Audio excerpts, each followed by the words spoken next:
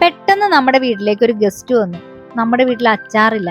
ഒരു മാങ്ങ ഉണ്ടെങ്കിൽ നമുക്ക് പെട്ടെന്ന് ഒരു അച്ചാർ തട്ടിക്കൂട്ടി ഉണ്ടാക്കാം. ഇന്ന് ഞാൻ ഇവിടെ ഒരു അച്ചാർ തട്ടിക്കൂട്ടി ഉണ്ടാക്കാൻ പോവാ. അതിനായിട്ട് ഒരു പാൻ അടുപ്പി വെച്ച് ചൂടാക്കി അതിനകത്തേക്ക് അല്പം എണ്ണ ഒഴിക്കണം. എണ്ണ ചൂടായി കഴിയുമ്പോൾ നമ്മൾ അതിനകത്തേക്ക് ആവശ്യമായ കടുക് ഇടുക. കടുക് പയ്യെ പൊട്ടി തുടങ്ങുമ്പോൾ നമ്മൾ അതിനകത്തേക്ക് 2 പച്ചമുളക് ചേർക്കണം. അതിൻ്റെ കൂടെ നമ്മൾ ഒരു വറ്റൽ മുളക് കൂടി ചേർക്കണം. എന്നിട്ട് നമ്മൾ നന്നായിട്ടൊന്ന് ഇളക്കി കൊടുക്കണം.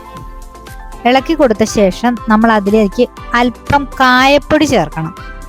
കുറച്ച് ചേർത്താൽ മതി. കായപ്പൊടിയും ചേർത്ത് നമ്മളൊന്ന് ഇളക്കി കൊടുക്കണം.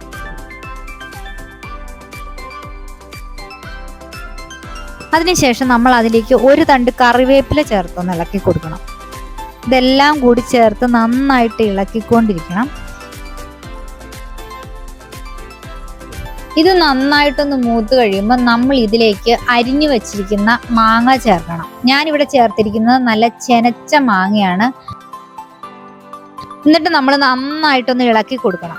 ഇളക്കി കുറച്ച് പാകമായി കഴിയുമ്പോൾ അതിലേക്ക് 1/2 സ്പൂൺ മഞ്ഞൾപ്പൊടി ചേർക്കണം. അത് കഴിഞ്ഞ് 1 സ്പൂൺ മുളക് പൊടി കൂടി ചേർക്കണം. ഇനി ഇതെല്ലാം കൂടി നമ്മളൊന്ന് നന്നായിട്ടൊന്ന് ഇളക്കി യോജിപ്പിക്കണം. ഇനി ഇതിലേക്ക് നമ്മൾ ആവശ്യത്തിന് ഉപ്പ് ചേർക്കണം.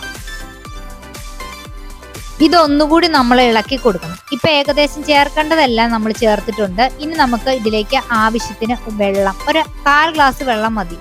ആ വെള്ളം ഒഴിച്ച് നന്നായിട്ടൊന്ന് ഇളക്കി നമ്മളൊന്ന് അടച്ചു വയ്ക്കണം. നല്ല ചെനച്ച മാങ്ങയാണ് ഞാൻ എടുത്തത്. അതുകൊണ്ട് ഒരു 5-10 മിനിറ്റും കൊണ്ട് അത് നന്നായിട്ടൊന്ന് വെന്തുടഞ്ഞിട്ടുണ്ട്. അപ്പം തന്നെ ഇളക്കി കൊടുക്കണം. ഇളക്കി കൊടുത്തു കഴിയുമ്പോൾ തന്നെ നമ്മുടെ അച്ചാർ ഇവിടെ റെഡിയായി. ഇനി ഒന്നുമില്ല, നല്ല ടേസ്റ്റുള്ളൊരു അച്ചാർ ഇവിടെ റെഡിയായി കഴിഞ്ഞു. ഞങ്ങൾക്ക് എല്ലാവർക്കും ഇത് ഇഷ്ടമായി. നിങ്ങളും ഒന്ന് ട്രൈ ചെയ്ത് നോക്കിയിട്ട് ഇഷ്ടമായെങ്കിൽ ഒന്ന് കമൻറ്റ് ചെയ്യണേ.